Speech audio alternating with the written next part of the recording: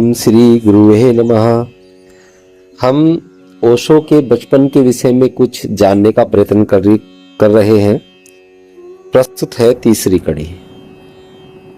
मैं तुमसे उस समय की बात कर रहा था जब मैं ज्योतिषी से मिला जो अब सन्यासी हो गया था। उस समय मैं लगभग 14 वर्ष का था और अपने दादा के साथ था। मेरे नाना अब नहीं रहे थे। मैं केवल 7 साल का था जब उनकी मृत्यु हुई। उस वृद्ध भिक्षु भूतपूर्व ज्योतिषी ने मुझसे पूछा, मैं धंधे से तो ज्योतिषी हूँ, लेकिन शौक से मैं हाथ पैर और माथे की रेखाएं इत्यादि भी पढ़ता हूँ। तुम यह कैसे बता सके कि मैं सन्यासी बनूंगा? पहले मैंने इसके बारे में कभी नहीं सोचा था। तुम ही ने इसका बीज मेरे भीतर डाला और तब से मैं केवल सन्यास के बारे में सोचता रहा हूँ। तुमने यह कैसे किया?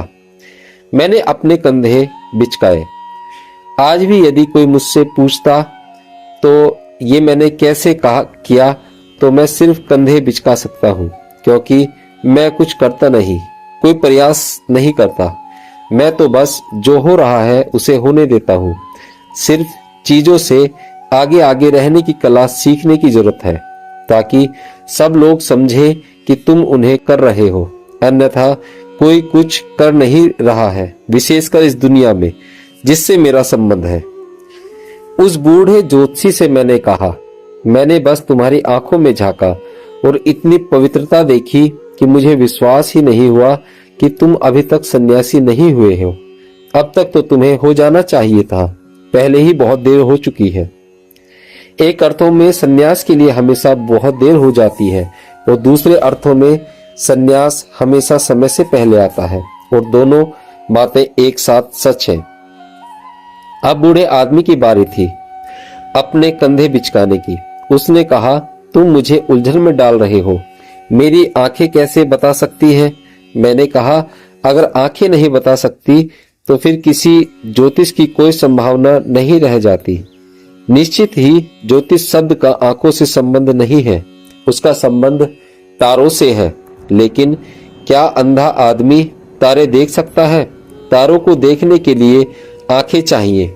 मैंने उस वृद्ध व्यक्ति से कहा, ज्योतिष तारों का विज्ञान नहीं है, वरन देखने का विज्ञान है। तारों को दिन के भरपूर प्रकाश में भी देखने का विज्ञान।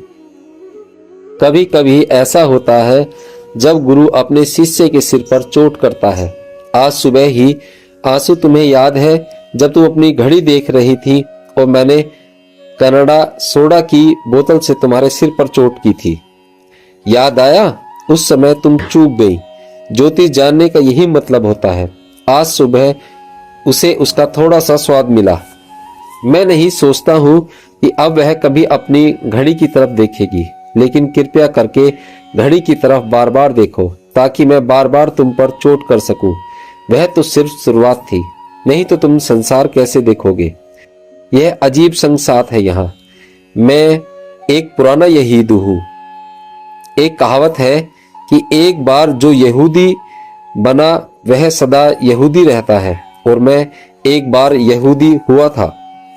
मूढ़ सदा के एक से प्रश्न ही पूछते हैं, इससे कोई फर्क नहीं पड़ता। यह चमत्कार है कि भारत, इंग्लैंड, कनाडा, अमेरिका और जर्मनी के बीच सब कुछ अलग अलग है, लेकिन मूढ़ नहीं। मूढ़ सर्वव्यापक है, सब जगह एक जैसे हैं। कहीं से भी चखो, सबका स्वाद एक जैसा है। शायद बुद्ध मुझसे सहमत होते। आखिर उन्होंने कहा था कि बुद्ध पुरुष को कहीं से भी चखो, वह समुद्र की तरह है। कहीं से भी चखो, उसका स्वाद नमकीन ही होता है। शायद जैसे बुद्धों का स्वाद एक जैसा होता है, वैसे ही बुद्धों का स्वाद भी एक जैसा होता है। यह भी अच्छा है, लेकिन सिर्फ भारतीय भाषाओं में बुद्ध और बुद्धू दोनों एक ही मूलाघात से आते हैं। करीब करीब समान शब्द है। मुझे इससे कुछ लेना देना नहीं है। तुम मुझे एनलाइटेंड मानते हो या नहीं, इससे क्या फर्क पड़ता है? लेकिन यह आदमी इतना चिंतित है कि इसकी छोटी सी पुस्तक में 50 पृष्ठ केवल इस बात को दिए गए हैं कि मैं एनलाइटेंड हूँ या नहीं। इससे एक बात तो पक्का सिद्ध होती है कि वह प्रथम श्रेणी का मूड है।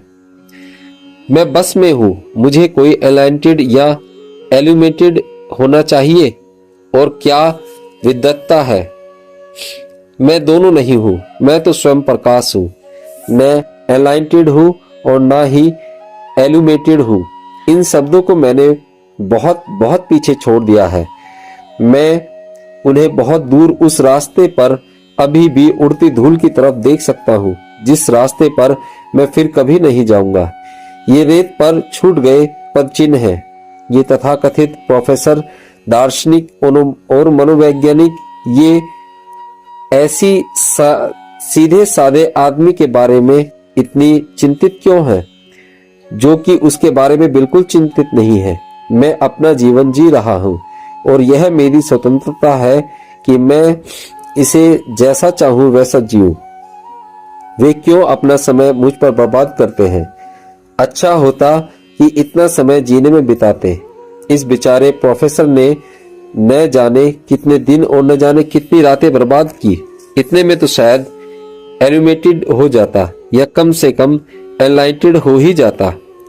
और वह डच अगर एल्यूमेटेड न हो पाता तो एनलाइटेड हो जाता।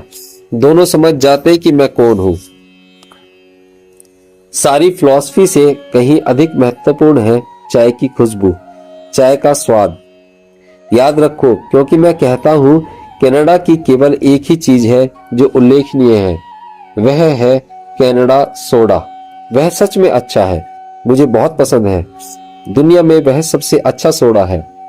अब तुम हंस रही हो, तुम्हें घड़ी देखने की अनुमति है।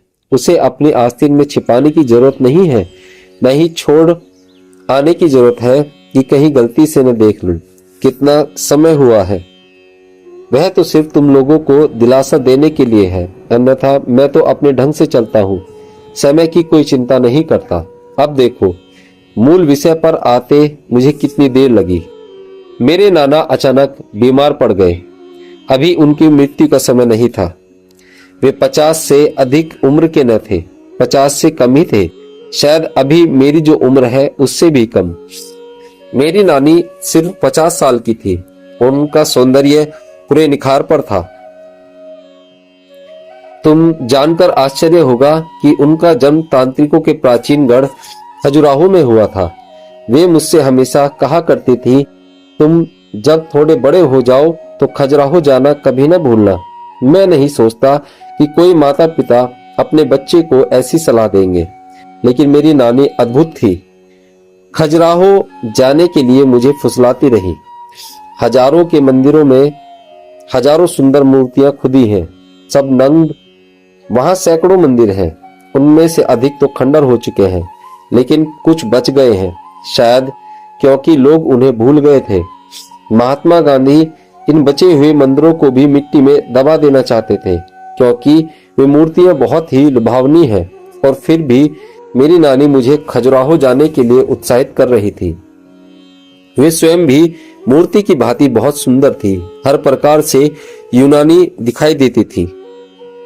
जब मुक्ता की बेटी सीमा मुझसे मिलने आई तो एक क्षण को मैं भरोसा न कर सका, क्योंकि मेरी नानी का रंग रूप और चेहरा बिल्कुल वैसा था।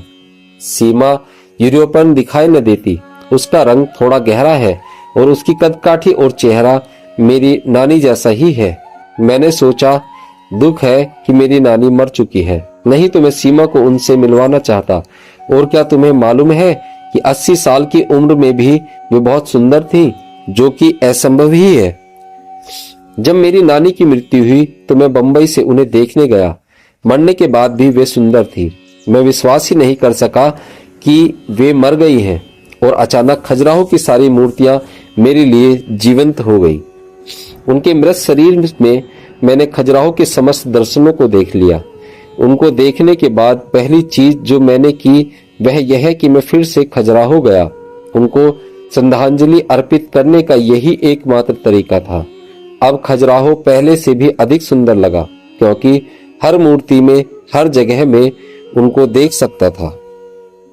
खजुराहो अनुपम है, अतुलनीय है। दुनिया में हजारों मंदिर हैं, लेकिन खजुराहो जैसा कोई भी नहीं है। मैं इस आश्रम में एक जिंदा खजुराहो बनाने की कोशिश कर रहा हूँ। पत्थर की मूर्ति नहीं, वरन जीवित लोग, जिनमें प्रेम की क्षमता हो, जो सच में जीवंत हो, इतने जीवंत कि वे संक्रामक हो कि सिर्फ उनको छूना काफी हो, एक करंट, एक बिजली का शॉक अनुभव के लिए। उनके जीवन के अंतिम 20 वर्षों में मैं पूरे भारत में घूम रहा था। हर बार जब भी मैं उस गांव से गुजरता, वे मुझसे कहती, सुनो, कभी भी चलती गाड़ी में चढ़ना मत और चलती गाड़ी से उतरना मत। दूसरी बात, यात्रा करते समय डिब्बे में किसी भी मुसाफिर से बहस मत करना। तीसरी बात, सदा याद रखना कि मैं जिंदा हूँ और तुम्हारे घर आने की प्रतीक्षा कर रही हूँ, क्योंकि तुम सारे देश में घूम रहे हो जब तक तुम्हारी फिक्र करने के लिए यहाँ प्रतीक्षा कर रही हूँ। तुम्हें देखभाल की जरूरत है और दूसरा कोई तुम्हारी इतनी अच्छी देखभाल नहीं कर सकता जितना कि मैं। 20 साल तक निरंतर मुझे यह सलाह सुननी पड़ी। अब मैं उनसे कह सकता हूँ, चिंता मत करो, कम से कम उस दूसरे लोक में। पहली तो बात, मैं अब रेलगाड़ी से यात्रा नहीं करता। सच तो यह है कि अब यात्रा ही नहीं करता, सो अब चलती गाड़ी से उतरने का प्रश्न ही नहीं उठता। दूसरा, गुड़िया मेरी देखभाल वैसे ही सुंदर ढंग से कर रही है जैसे तुम स्वयं पसंद करती।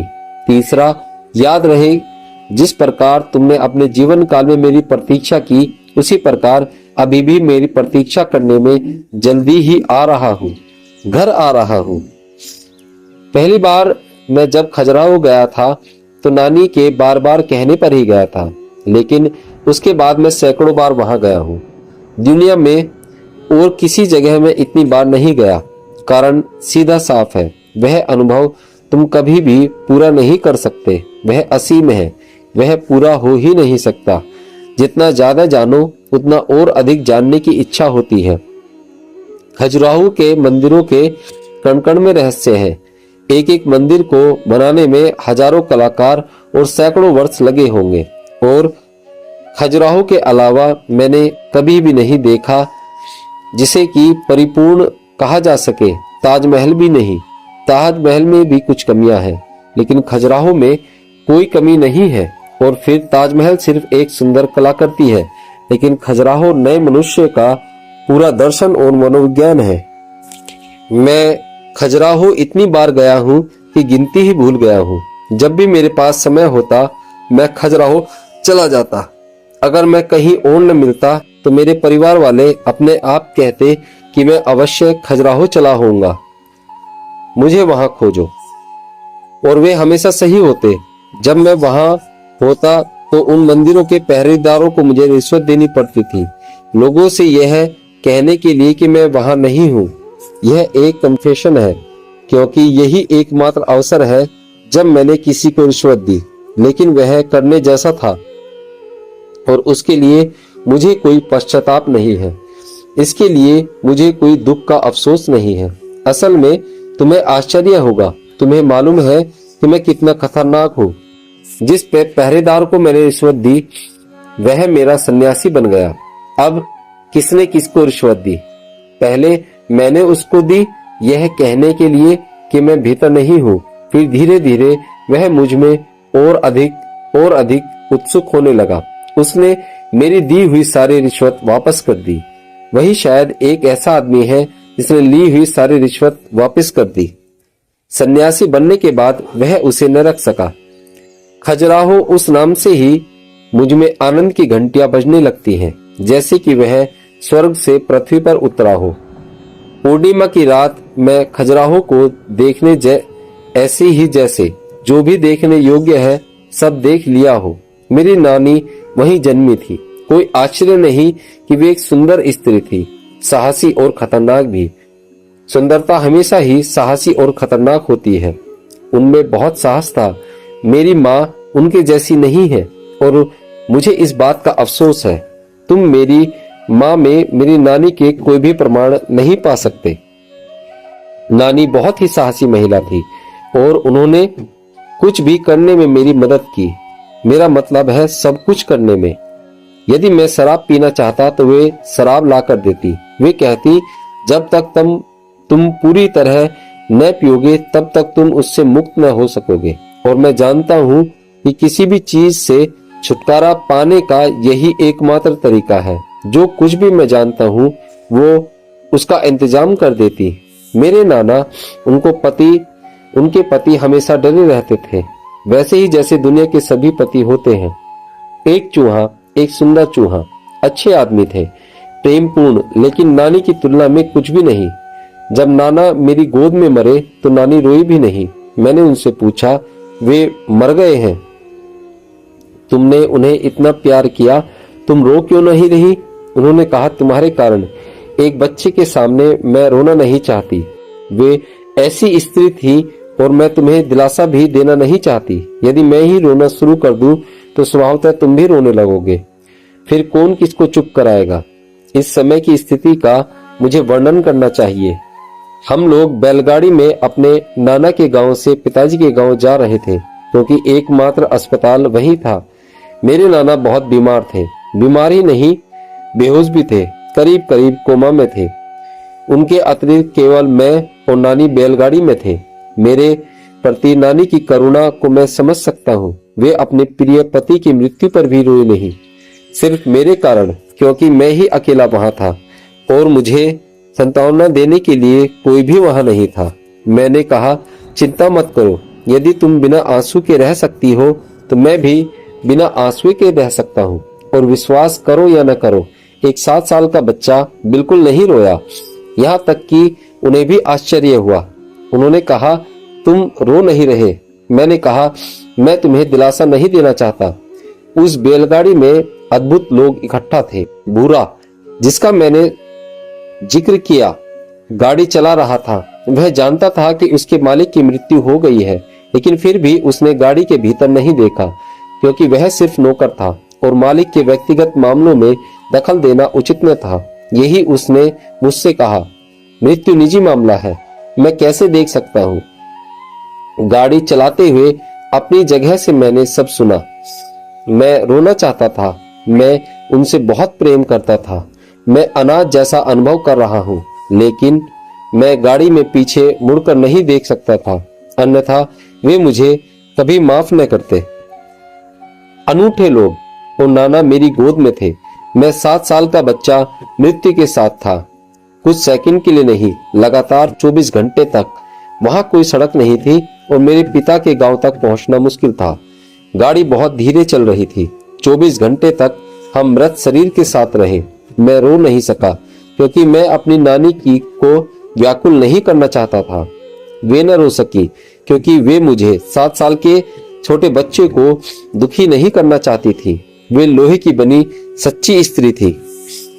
जब हम गांव पहुंचे तो मेरे पिताजी ने डॉक्टर को बुलवाया। और क्या तुम कल्पना कर सकते हो? मेरी नानी हंसी।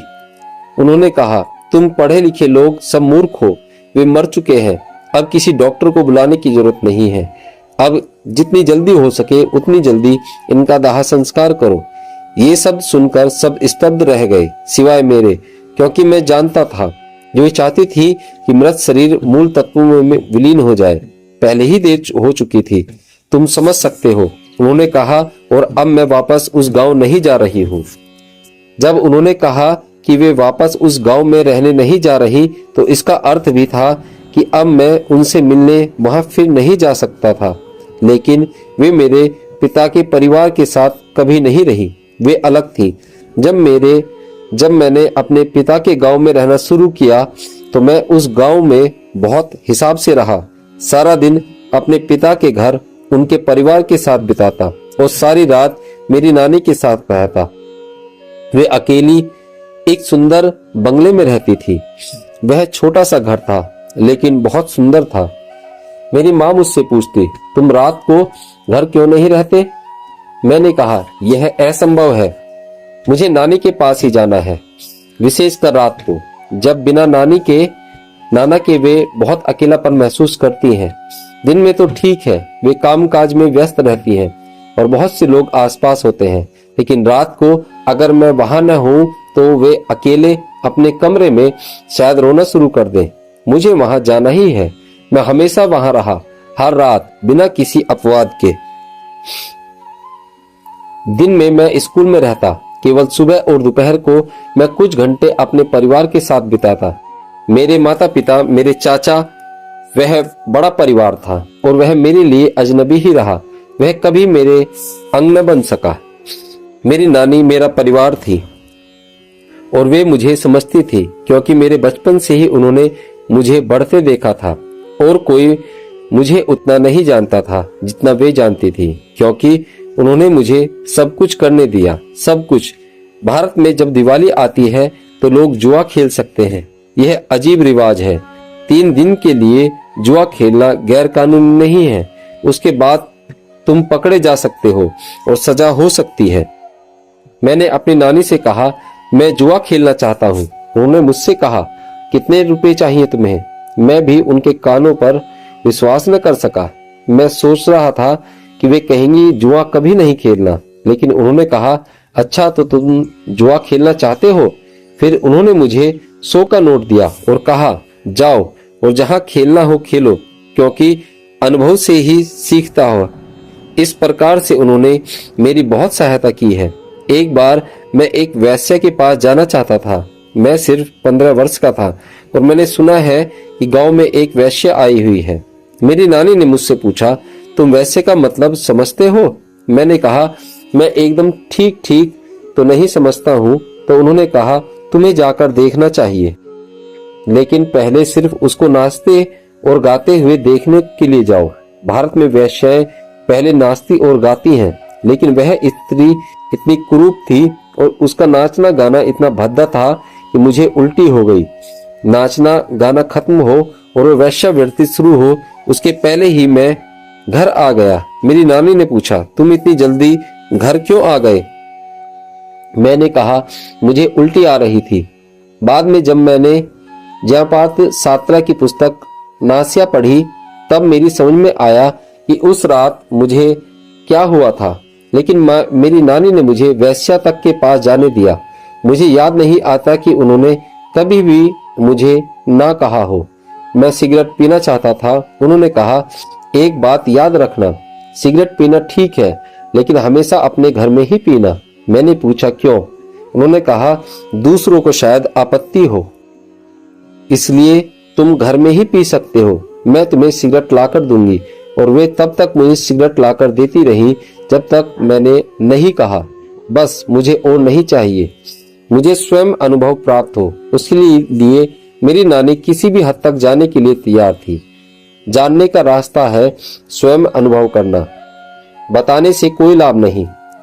यही माता पिता से चिढ़ पैदा होती है। वे सदा तुम्हें बताते रहते हैं, बच्चा परमात्मा का पुनर्जन्म है, उसका आदर होना चाहिए और उसको बढ़ाने और होने का पूरा मौका दिया जाना चाहिए। तुम्हारे हिसाब से नहीं, बल्कि अपनी क्षमताओं और संभावनाओं के अनुसार।